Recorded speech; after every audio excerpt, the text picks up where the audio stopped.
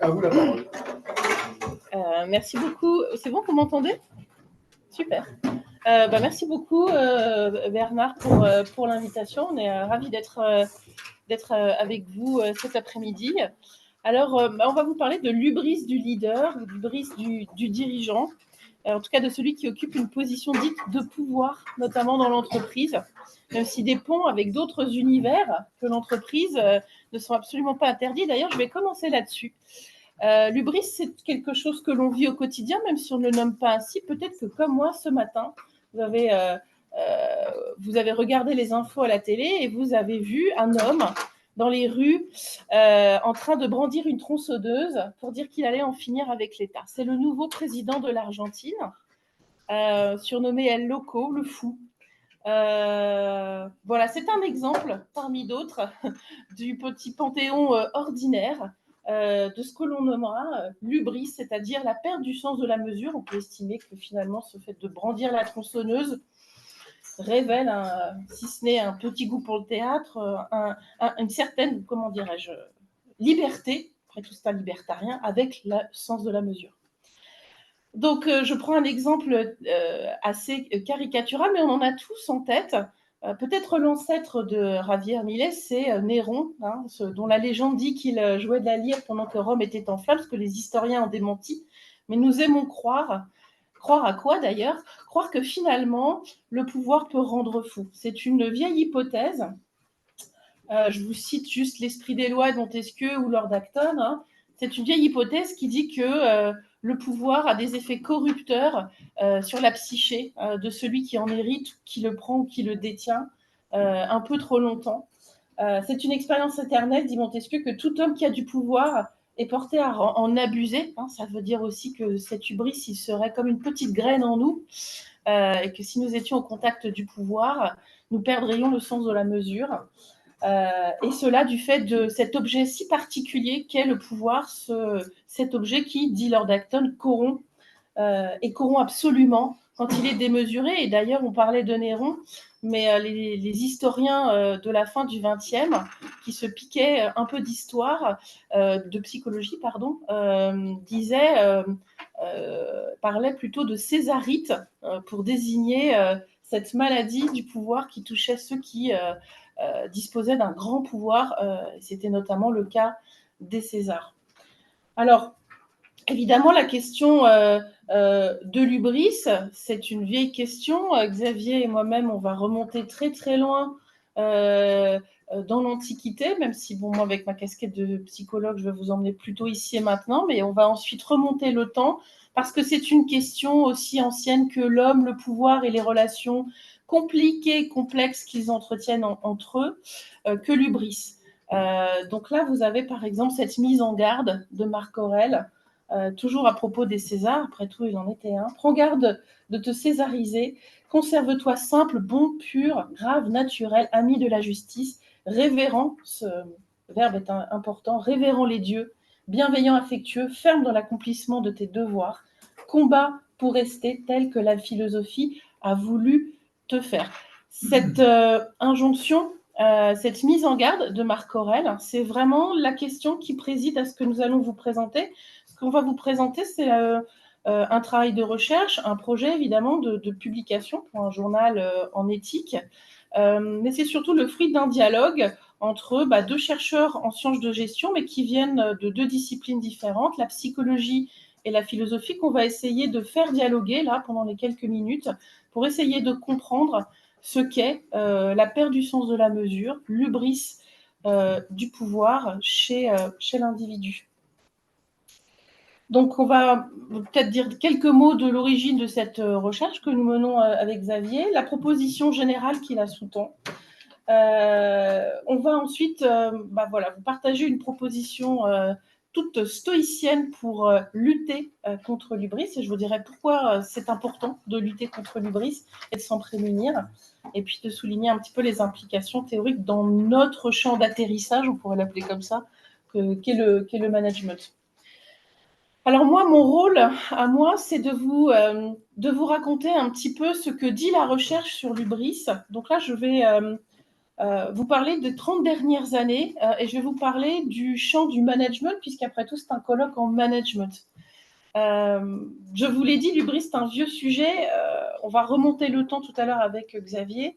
Mais dans les sciences de gestion, cette préoccupation apparaît dans les années 80, années de démesure si l'on est. Et en fait, elle vient du champ de la finance d'entreprise. C'est là qu'est formulée ce qu'on appelle l'hypothèse d'hubris. Alors, c'est un peu cocasse. C'est Richard Roll, qui est un professeur de corporate finance, qui cherche à expliquer pourquoi des dirigeants d'entreprise, des CEOs, paient trop cher des acquisitions dans des deals. Et donc, il trouve plein de bonnes raisons, je ne sais pas, par exemple, l'information dont il dispose, etc., etc. Mais il y a quand même une partie de la variance qu'il ne sait pas expliquer dans ces acquisitions payées trop cher. Et il dit, je ne sais pas expliquer ce résidu, hein, c'est un résidu, je ne sais pas l'expliquer, ça doit être l'hubris. Comprenez, l'ego du dirigeant qui a fait qu'il a payé trop cher des acquisitions. Et c'est comme ça que naît l'hypothèse d'hubris dans le champ du management. Elle est au départ en finance. Et il s'agit de désigner quelque chose dont on ne sait pas ce que c'est, mais qui explique tout ce qu'on ne comprend pas. Voilà une définition remarquablement solide. Mais bon, nous, les gestionnaires, ça ne nous empêche pas d'avancer. Et c'est ce qui va se passer pendant une vingtaine d'années en finance ou en stratégie d'entreprise. On va prendre conscience, on parlait des risques ce matin avec Bernard, que l'ego du dirigeant est potentiellement un risque de perdre de l'argent, risque de faire un peu des folies avec l'entreprise et d'être un préjudice porté à sa performance. Et donc, en raison de cela, les chercheurs en management vont tenter de mesurer empiriquement l'hubris, sauf que ça n'est pas facile d'ouvrir cette boîte noire. Les dirigeants souffrant d'hubris ne sont pas tous OK pour faire un entretien clinique en toute détente, décontraction et transparence avec les chercheurs. Donc, il va falloir approximer cette hubris. Mais comment faire? Et là, c'est un petit peu le concours, hein, les vainqueurs étant la mesure de l'occurrence du pronom « je » dans les lettres aux actionnaires ou la superficie en centimètres carrés de la photo du dirigeant dans le rapport annuel. Voilà comment... alors, on peut sourire, mais allez le chercher, hein, les dirigeants qui souffrent d'hubris pour les étudier.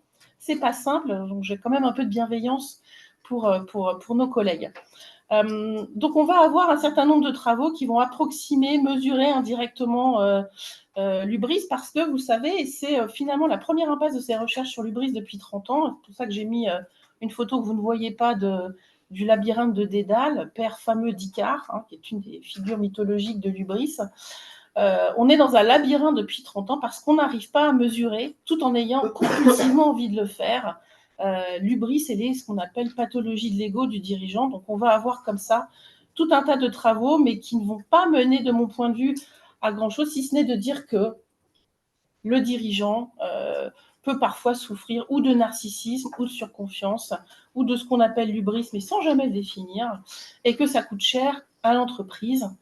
Je me permettrai d'ajouter que ça coûte aussi cher à son entourage, mais ça, on en parle moins. Mais donc, la première impasse des recherches, c'est qu'on a voulu, mais parce que c'est comme ça que se fabrique aujourd'hui la recherche en sciences de gestion, mesurer l'hubris, mais que faute d'une définition, et faute de difficultés d'accès aux méchants, parce qu'accéder aux leaders de ce type, ce n'est pas évident, c'est même dangereux, hein, puisque là, vous vous transformez parfois de chercheurs à lanceurs d'alerte.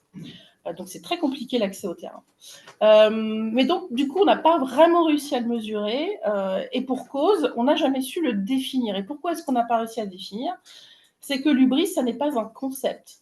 L'hubris, c'est quoi? C'est quelque chose dont on a hérité à travers des mythes. Donc, c'est donc une origine mythologique. Alors, peut-être deux que vous connaissez, il faut absolument me cadrer sur le temps. Icare, que vous connaissez bien. Donc, Icare, le fils de Dédale, donc il quitte Knossos et donc ils doivent traverser la mer pour rejoindre Athènes, mais sauf que pour aller plus vite, donc ils trouvent ce subterfuge, ce truc de se fabriquer des plumes pour voler avec de la cire. Et donc Dédale dit à son fils Icare, attention, ne vole pas trop près du soleil, sinon tu risques la chute. Et donc bien sûr, vous connaissez cette histoire, Icare ne va pas suivre les conseils de son père, qui à certains égards représente la loi dans cette histoire, va s'approcher trop près du soleil et bien sûr va chuter. Mais Équin n'est pas la seule histoire du Brice. Il y en a plein dans la mythologie. Vous avez celle de Phaéton aussi. Je vais aller assez rapidement, qui a voulu conduire le char du soleil. Et là aussi, n'avait pas écouté les conseils de son père, qui lui avait dit que cela n'était pas possible parce qu'il ne saurait pas maîtriser les chevaux. Et bien sûr, il ne maîtrisa pas les chevaux. Et le soleil tomba et brûla les nuages. Donc causa une némésis, parce que souvent à l'hubris succède la némésis, c'est-à-dire la destruction. Donc en fait, l'hubris n'est pas réellement définissable au sens d'un concept. On verra tout à l'heure que les psychologues ont essayé d'en faire une mesure clinique, mais néanmoins, on peine à mesurer l'hubris parce que c'est quelque chose de très complexe qui s'est transmis à travers des histoires. Peut-être donner quelques exemples de ce qu'était l'hubris pour les anciens. Au-delà des mythes que je vous ai racontés très rapidement, c'était évidemment cette idée d'un orgueil immédiatement suivi de la ruine. C'est ce que je disais sur ce couple hubris-némésis. C'était aussi cette idée qu'on ne sait pas maîtriser ses plaisirs et ses désirs. Et surtout, c'était aussi cette idée d'une insolence, d'une irrévérence à l'endroit des dieux, mais en même temps, une sorte de plaisir quand même éprouvé dans l'expérience de la supériorité aux autres. Donc l'hubris, en fait, si on regarde la littérature, c'est quelque chose d'extrêmement complexe, avec des émotions mêlées, ambivalentes. Et aujourd'hui, on ne sait pas encore le définir, et c'est plus finalement un archétype qu'un concept. Donc il est assez dur à saisir. Malgré tout, dans les années 2000, on va avoir une nouvelle vague de chercheurs qui vient de la psychologie politique et de la psychiatrie, et notamment David Owen, que peut-être certains plus âgés ont connu, parce que c'est l'auteur du plan Vance-Owen en Yougoslavie en 1995, plan de paix, qui était aussi ministre des Affaires étrangères et médecin psychiatre britannique, et qui va écrire un livre en 2009 qui s'appelle The Intoxication of Power, qui raconte l'hubris de Bush et Blair durant la guerre en Irak. Et partant de là, il va essayer de définir ce qu'il appelle un syndrome, c'est-à-dire une description clinique d'un syndrome, c'est-à-dire une forme de trouble entre le normal et le pathologique, quelque part entre les deux, d'hubris. Et partant de là, on va avoir une nouvelle tentative de définir ce qu'est l'hubris avec les outils de la psychiatrie. Et donc là, vous en avez dressé à grands traits le résumé que j'en ai fait avec ma co-auteure Hélène Bollard. L'hubris, peut-être retenir ce que l'on en sait aujourd'hui. C'est quelque chose de contingent, c'est-à-dire qu'en théorie, on n'est pas avec l'hubris, c'est-à-dire qu'on développe de l'hubris au contact du pouvoir. C'est vraiment quelque chose qui est contingent et qui naît de la fréquentation du pouvoir, qui va être mal maîtrisé et qui va entraîner des comportements inadaptés de la part du leader. Sachant que ces comportements, ils viennent d'un trouble dans le rapport à soi. On se croit plus grand qu'on est, donc il y a un sentiment de grandiosité assez proche du trouble narcissique de la personnalité. Il y a une surestimation de ses capacités, ce que les psychologues pourront appeler de la surconfiance, et cette idée aussi de uniqueness, de je suis le seul capable d'exercer ces fonctions. Donc il y a un trouble dans le rapport et l'estimation de soi, qui va avoir tout un tas de comportements que je liste là dans l'entreprise, très concrets. Il y a aussi un trouble dans le rapport aux autres, je suis supérieur aux autres, et un trouble dans le rapport à l'environnement, je maîtrise l'environnement.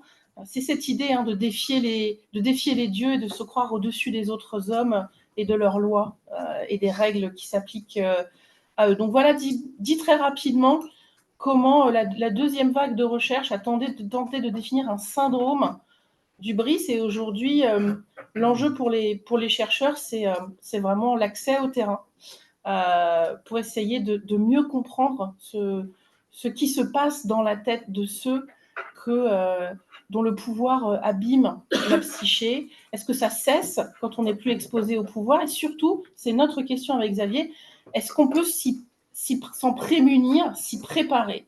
Qu'est-ce qu'on peut faire de nous pour ne pas succomber à l'hubris si un jour vous deveniez ou vous receviez un grand pouvoir, un pouvoir vous est donné?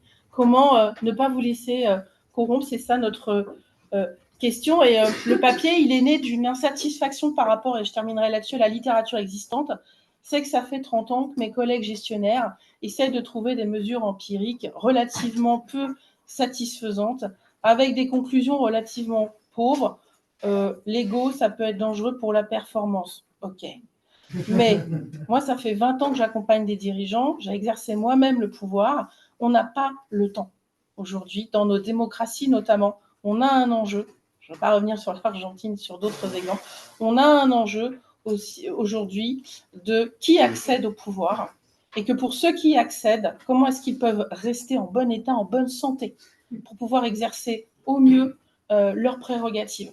C'est un enjeu politique autant qu'un enjeu psychologique et philosophique qui dépasse de loin la gestion. Et donc, moi, j'étais très insatisfaite. Il n'y avait pas de réponse concrète à donner à ceux qui détiennent le pouvoir et qu'on accompagne, pour ceux qui font de l'accompagnement de dirigeants. Moi, j'ai trouvé des réponses à titre personnel dans la philosophie, notamment dans les pensées de Marc Aurèle, qui sont un magnifique manuel de réflexion sur comment se gouverner soi pour gouverner les autres. Mais je ne suis pas philosophe. J'ai donc été voir une personne compétente. Et donc, je vais céder la parole à Xavier pour défendre une approche à la fois plus philosophique et plus pratique de l'hubris et répondre à cette question de base, comment aider le leader à se prémunir de l'hubris. Merci Valérie de ce tableau qui est dressé de manière parfaite sur cette difficulté finalement de gérer l'hubris, et cette difficulté de gérer l'hubris comme d'autres mots ou comme d'autres passions. Et c'est tout l'enjeu de la philosophie. Vous le savez, je ne vais pas vous faire l'offense de vous redessiner ou redéfinir ce que la philosophie est d'un point de vue à la fois scientifique, comment vivre.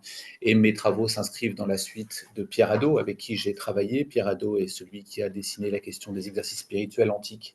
Et j'ai repris à la suite de s'interroger sur la réception des exercices spirituels antiques dans la philosophie contemporaine, ce qui était l'objet de ma thèse. Et j'ai ensuite continué toujours travailler sur cet enjeu de comment travailler la notion d'exercice spirituel. Il s'avère que les exercices spirituels, je vais en donner la définition dans un instant, qui est de dire que, avec Pierre Hadot, toute la philosophie, je la lis pour que ce soit clair pour tout le monde ce qu'est un exercice spirituel, toute la philosophie antique est exercice spirituel. C'est pour ça que je vous dis bien qu'elle est différenciante par rapport à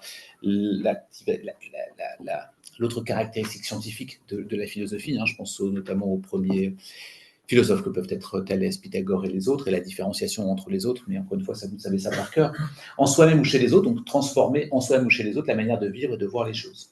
C'est à la fois un discours, la notion de théoria est importante, c'est un discours, ce sont des textes, ce sont des lectures, c'est un apprentissage théorique, théoria, c'est pas exactement la traduction, mais je le fais ici, qu'il soit intérieur ou extérieur, c'est-à-dire que c'est quelque chose que vous pouvez entendre comme quelque chose que vous pouvez formuler de vous-même, et une mise en œuvre pratique qui est la partie la plus importante. Et cet élément-là est important, notamment dans les travaux qu'a souligné Valérie, parce qu'il s'agit avant tout de chercher une notion pratique et de réussir à mieux vivre.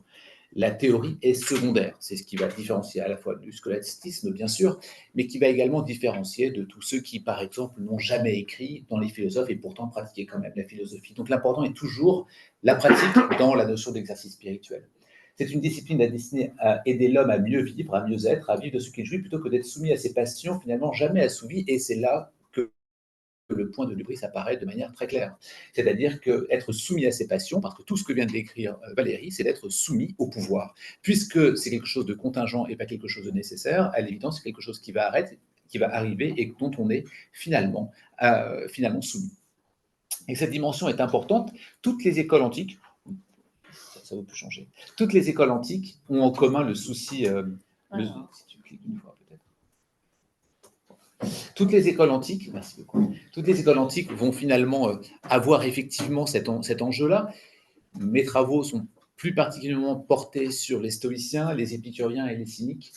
À l'évidence, ceux qui sont les plus connus sont les stoïciens. Les épicuriens et les cyniques ne sont pas moins importants, mais effectivement, le stoïcisme est plus important. Et puis, les travaux ont écarté généralement les écoles telles que le scepticisme, par exemple.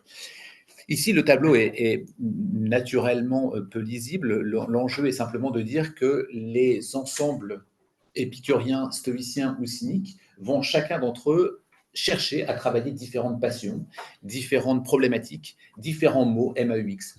Les passions, qui nous intéressent aujourd'hui, c'est celle du pouvoir, c'est-à-dire comment est-ce que je peux gérer le pouvoir tel qu'il m'est donné ou tel qu'il peut m'être donné, ou dès lors que je suis pris dans les griffes du pouvoir, par exemple.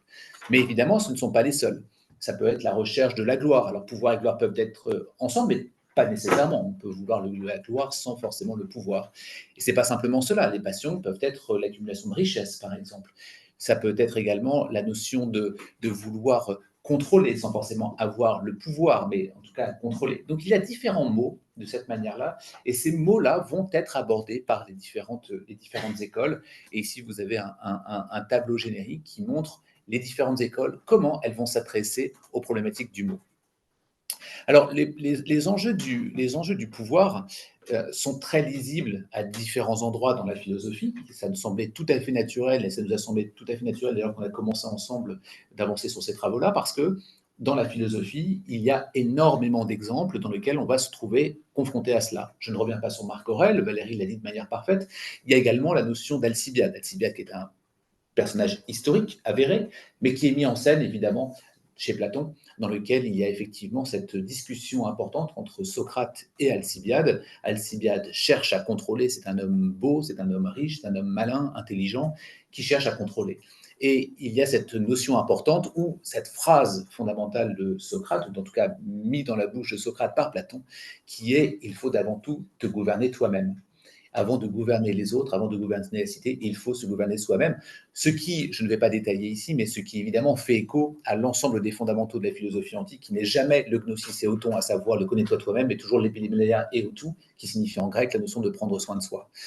Cette notion importante est prendre soin de soi pour pouvoir prendre soin des autres. C'est juste une reformulation évidente ici de la part de Socrate, dès lors qu'il va effectivement dire prends soin de toi, c'est-à-dire va te gouverner d'abord et tu pourras gouverner les autres.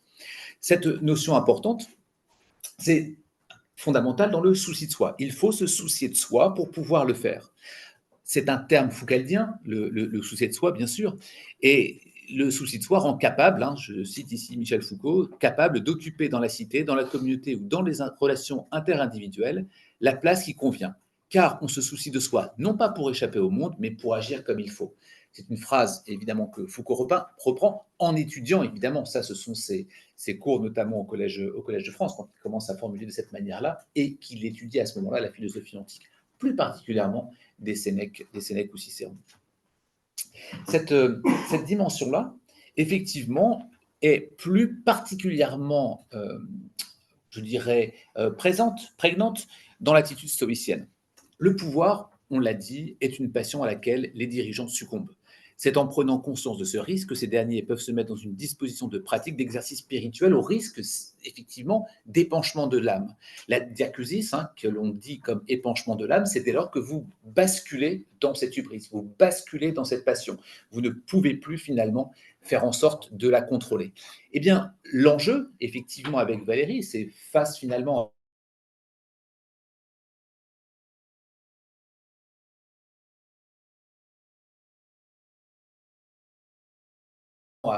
l'absence de conseil, l'épanchement de l'âme, c'est la pratique des exercices spirituels. Dans l'attitude des stoïciens face au pouvoir, il y en a que je peux citer ici qui sont écrits.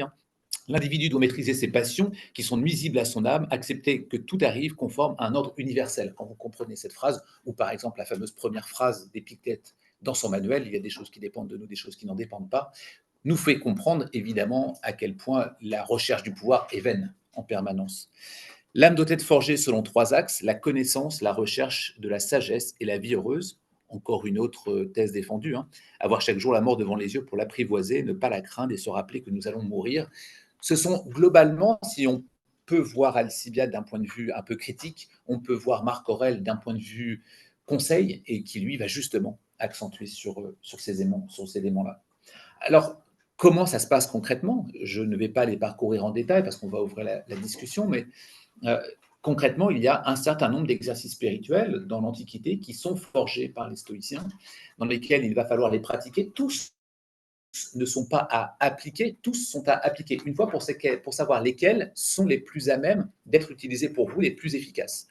La lecture, notamment, c'est la lecture des maîtres, c'est la lecture des sages, c'est la lecture des anciens, L'écriture, je fais référence aux Upomenata, hein, qui sont les petits carnets dans lesquels les sages notaient les différents éléments pour pouvoir évidemment lutter contre leurs maux, MAUX.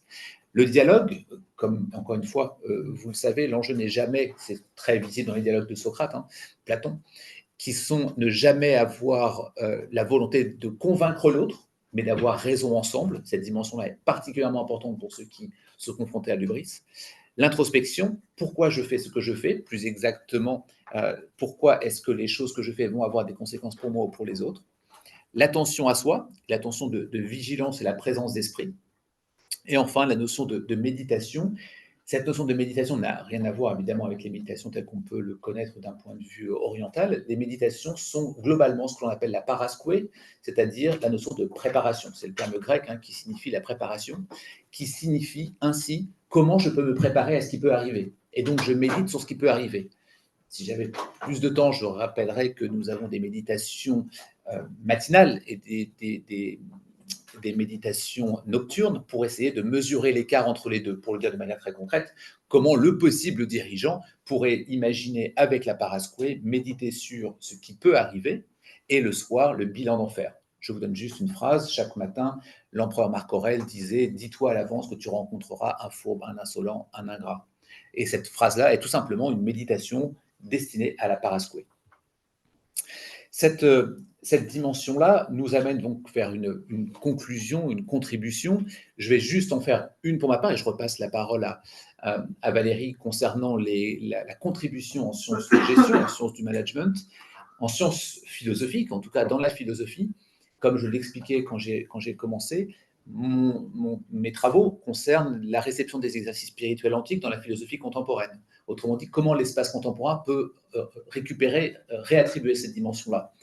Et de manière très claire, je l'ai dit avec Alcibiade, je le dis avec Marc Aurèle ou avec d'autres, ça peut être Cicéron évidemment, ou encore Sénèque, la question du pouvoir est une question philosophique majeure dans l'Antiquité. La question des exercices spirituels est déjà une réponse à ce moment-là, et donc on peut en considérer une actualisation à travers la question des sciences du management. Valérie, je te repasse la parole pour les autres contributions. Oui, alors maintenant je vous ramène au pays des gestionnaires. Donc moi, mes travaux s'inscrivent dans un champ un peu particulier, c'est pas les leadership studies, donc mobilise beaucoup de disciplines au service de l'étude du pouvoir et de l'influence. Aujourd'hui, on a à peu près 120 ans de recul de sciences du leadership. On en sait beaucoup sur ce qui permet à un individu d'influencer les autres, ça s'appelle le leadership. On en sait aussi un peu sur ce qu'on appelle le self-leadership, c'est-à-dire ce que peut faire l'individu. Donc là, on est dans la lignée des travaux de la commission sociale, ce qu'un individu peut faire pour s'influencer lui-même. Tout ça est très intéressant, mais il y a un grand absent dans ces travaux sur l'influence, c'est le rapport que entretient le leader au pouvoir. J'ai envie de dire qu'on oublie qu'en réalité, le leadership, c'est un ménage à trois.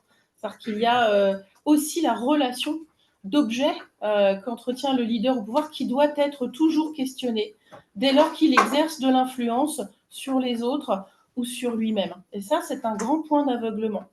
Depuis quelques années, on a un nouveau paradigme qui émerge, parce que bon, quand même, nous, les gestionnaires, on sait reconnaître, on est pragmatique, on sait reconnaître qu'on arrive dans une voie sans issue. Un nouveau paradigme qui émerge s'appelle le leadership spirituel, qui vient dire mais il ne faut pas que parler de gymnastique cognitive pour s'influencer soi-même, de gymnastique comportementale pour influencer les autres. Il faut embrasser les choses de façon un peu plus large. Bref, il faut embrasser l'âme. Et il faut poser la question de l'âme, y compris quand on aborde la question du pouvoir et de leadership. Et en particulier aussi de ce qui se passe dans la vie intérieure du leader. Et donc depuis une vingtaine d'années, vous avez des travaux qui comme ça tournent un petit peu autour de cette idée, sans jamais bien le définir, mais ça c'est les gestionnaires, de cette idée qu'il faut aller étudier le leadership aussi en se plaçant à l'intérieur et dans la vie intérieure du leader. Et c'est pour ça que, de ce point de vue, je trouve que cette approche des exercices spirituels, outre qu'elle répond à un besoin pratique de ceux qui exercent le pouvoir et qu'elle offre une grille de lecture intéressante pour les pratiques de ceux qui accompagnent ceux qui exercent le pouvoir, je crois surtout qu'elle donne des clés pour saisir ce travail, cet exercice intérieur que fait le leader, le souci qu'il a de lui-même, de se gouverner lui-même et d'interroger cette relation que moi j'ai qualifiée dans d'autres papiers de lumineuse, c'est-à-dire à la fois fascinante et effrayante et parfaitement peu rationnelle au pouvoir qu'il entretient. Et il me semble que, aussi psychologue puis-je être, aussi loyal vis-à-vis de ma discipline en management puis-je être, je crois qu'il n'y a qu'en philosophie que on peut trouver une façon d'embrasser le leadership en embrassant l'âme et en allant chercher ce travail, cet exercice de soi, qui est, de mon point de vue, le cœur du réacteur dans l'exercice du pouvoir et surtout dans la résistance aux effets du pouvoir sur la psyché. Voilà.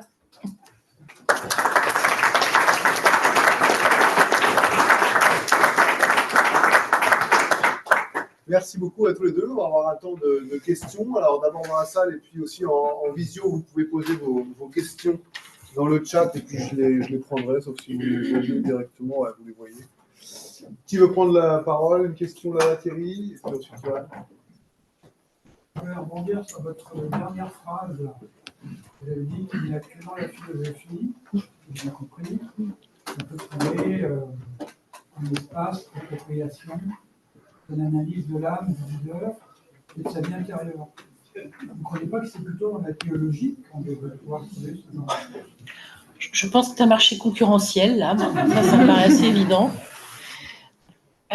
J'ai cité la dimension du lumineux, hein, donc on va aussi du côté de la philosophie des religions, mais le leadership spirituel englobe l'approche théologique. Pour le coup. Alors, j'ai une remarque, une question précise et puis une question qui me taraude et vous avez abordé, donc je vous la poserai. La première remarque, c'est de la manière dont vous parlez du leadership, c'est très leader-centré. Hein. C'est-à-dire qu'il y a quand même d'autres écoles, et il ne faudrait pas faire nécessité-vertu. Il y a d'autres champs qui vous intéressent, ça ne veut pas dire que ça n'a pas été exploré ailleurs. Les travaux de Joseph Raelin, par exemple, à Northeastern sur leaderful practices, etc., ne sont pas toutes centrées sur le leader qui acquiert du pouvoir, etc. Donc il y a quand même une petite réduction du leadership au leader et du leader à la course après le pouvoir. La question ouverte que j'ai, c'est, vous avez mentionné des citations qui disent que le pouvoir peut corrompre. Moi, je n'ai encore pas trouvé, mais je cherche et je suis preneur de référence, de vraies démonstrations que le pouvoir corrompt systématiquement. Ce n'est pas parce qu'il y a des gens qui ont dit le pouvoir peut corrompre que le pouvoir corrompt. Voilà, l'eau peut faire des dégâts des eaux, mais il n'y a pas des dégâts d'eau à chaque fois qu'il y a de la flotte. J'ai un dégât des eaux, c'est chez moi. Moi aussi. Mais ce que je veux dire, c'est que voilà, il faut dépasser. Moi, j'essaye de dépasser le lieu commun. Je suis d'accord avec l'affirmation, mais je n'ai pas encore vu la démonstration. Et le troisième élément, c'est que j'ai quand même un sentiment de pathologisation de l'hubris. Est-ce que l'hubris, c'est toujours mal?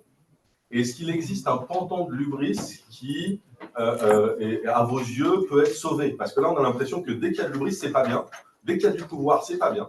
Alors, je veux bien que la poursuite du pouvoir, dans certaines visions, puisse corrompre, mais est-ce que toute poursuite du pouvoir corrompt? Et est-ce que toute acquisition du pouvoir, même si on n'a pas couru après pendant toute sa vie, parce que tout le monde n'essaye pas d'être président, mais il y a des gens qui ont du pouvoir avant, est-ce que forcément ils sont corrompus? Et est-ce que l'hubris, c'est forcément mal? Est-ce qu'il n'y a pas des manières de faire des choses qui n'existent pas, de vouloir leur... Regarde, parce que moi, bon, je deviens Icar, mais ça ressemble aussi à une histoire qu'on raconte aux enfants quand on veut qu'ils restent tranquilles ici. Attention, on sort pas. Mais est-ce que c'est pas une manière de garder le contrôle? Donc, est-ce qu'il n'y a pas des formes d'hubris qui peuvent être positives, constructives, intéressantes, et pas forcément dans l'exploitation? Peut-être répondre. Oui, alors, pour les besoins de l'exposé, je n'ai pas refait 100 ans de leadership studies, mais bien sûr qu'il y a différentes approches et ne sont pas tous centrés sur le leader. Et en général, le leadership, c'est une équation entre un ou plusieurs leaders, des individus, un contexte, et tout ça va fonctionner. Et voilà, j'ai absolument aucune conviction là-dessus. Mais moi, mon point d'entrée, en effet, c'est le leader et la relation qu'il va entretenir au pouvoir. Mais bien sûr, derrière se pose la question de quid de la responsabilité du contexte, hein, par exemple la culture de pouvoir dans lequel est le leader, le niveau de régulation des comportements, que ce soit des régulations individuelles, institutionnelles, ça c'est une vraie question. Parce que là, on a mis l'emphase, on a fait porter le poids sur le leader, sa capacité à s'autoréguler. Il y a une vraie question sur les environnements dits toxiques. Donc oui, là, c'est vraiment ce que je défends ensuite dans d'autres endroits, c'est de questionner la responsabilité des autres acteurs de l'équation du leadership, et y compris voilà, tous ceux qui... Voilà. Pathologisation. Moi, je fais de la psychopatho, donc j'avoue que... mais c'est vrai que c'est une vraie question, c'est-à-dire qu'il y a des approches morales, il y a des approches pathologiques, parfois les deux sont confondus, c'est très dur de s'y retrouver dans ce qui est produit dans la littérature. Donc, c'est ce que j'ai essayé de rendre compte. Il y a eu des tentatives de mesurer objectivement, il y a eu des approches psychiatriques et psychopathologiques, il y a eu des approches philosophiques et des approches morales. Et tout ça coexiste. Mais toujours négatif, j'ai l'impression. Et alors, pour répondre à la question, bien sûr qu'il y a des dimensions productives de l'hubris. Alors d'abord, est-ce que je l'ai vu, l'hubris? Oui, c'est l'objet d'un papier d'auto-ethnographie où je raconte comment moi, après 5 ans passés comme député au Parlement, j'ai à la fois senti les effets corrupteurs du pouvoir sur moi-même, je l'ai observé sur les autres.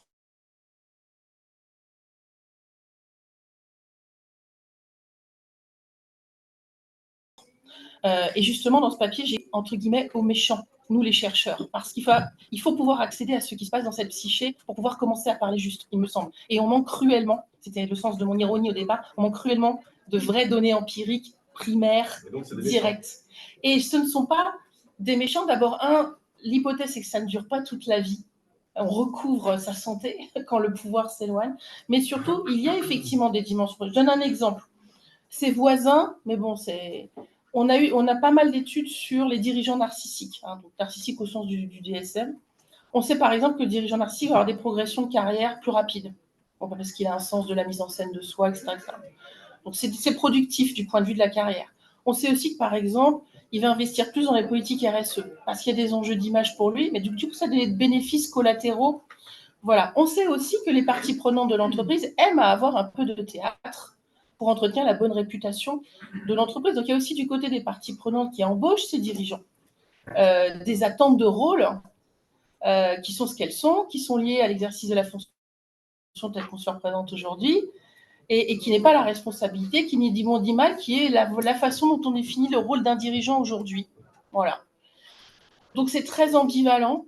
Et bien sûr qu'il y a des dimensions productives, et c'est ça qui est troublant, je crois, pour cette affaire.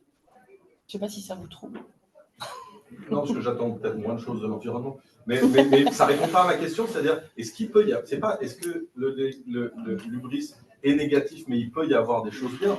Est-ce qu'il y a des formes d'hubris que tu considères comme étant de qualité, comme étant positives? Parce que là, tu dis les méchants, tu dis la pathologie, tu dis le DSM, ça c'est des troubles mentaux, c'est des pathologies, c'est immoral, c'est des méchants, ça corrompt. Est-ce qu'il est possible de souffrir en termes d'un hubris que tu considérais comme... Alors, je dirais... Ou est-ce que c'est une manière inhérente? Je pense que l'indicateur, moi, je n'ai pas assez de recul empirique pour répondre à cette question, mais je pense que l'indicateur, c'est la souffrance de l'entourage. À partir du moment où il y a une souffrance de l'entourage, de mon point de vue, c'est hors-jeu.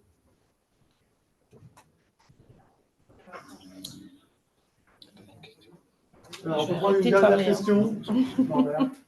Donc, puisque le dialogue, c'est avoir raison ensemble, d'après ce que j'ai entendu, moi, ce que j'entends, c'est qu'en fait, vous présentez deux points de vue qui sont tout à fait complémentaires. D'un côté, il y a l'exercice de la vertu.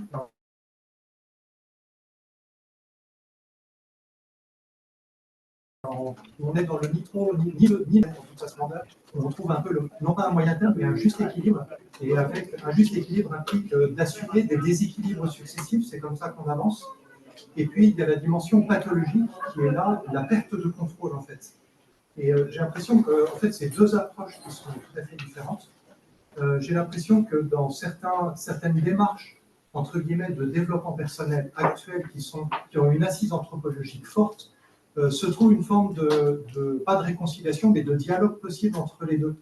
Et voilà, donc en tout cas, je voulais vous remercier pour cet apport qui a été passionnant. Merci beaucoup, on doit s'arrêter là malheureusement. Merci à tous les deux.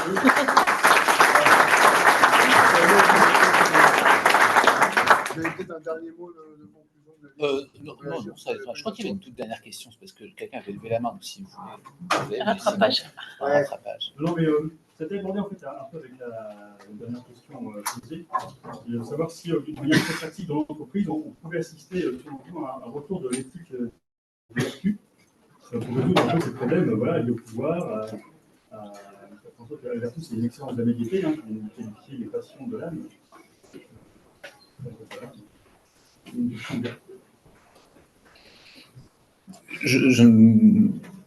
Votre question est très bonne, probablement pas que en entreprise. La question de l'éducation à la vertu est fondamentale. La question, c'est, et je vous la repose évidemment, à quel endroit apprenons-nous la vertu ou l'éthique ?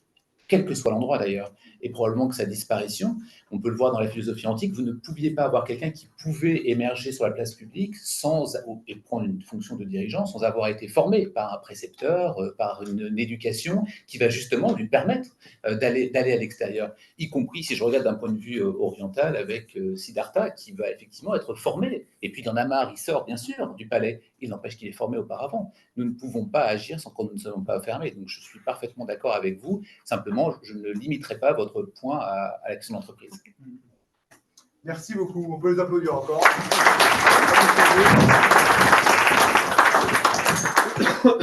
Merci à tous les deux. On a tout de suite l'intervention de Pierre Delbé. Toujours sur cette dimension individuelle de l'hubris et de la démesure. Et puis, Quentin a très bien fait la transition autour de l'éthique des vertus. Pierre, donc, je te donne la parole.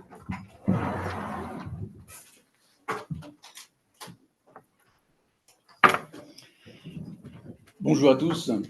Oui, alors moi, effectivement, je suis complètement dans la mouvance de cette dernière question.